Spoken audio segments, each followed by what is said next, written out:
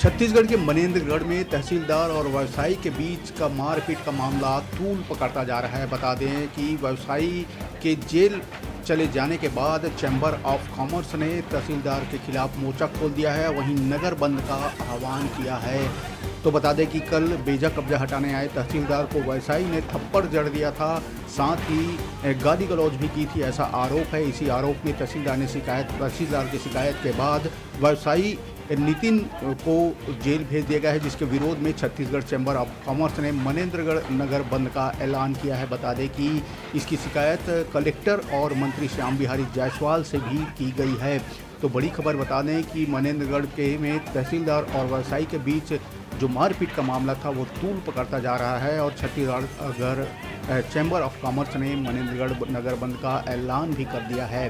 दरअसल मनेन्द्रगढ़ के मौधापारा में कल अतिक्रमण हटाने के दौरान नेशनल हाईवे 43 के पास नाली पर रखे व्यवसायी नितिन अग्रवाल के सीमेंट के शेड को जेसीबी से तोड़ दिया गया।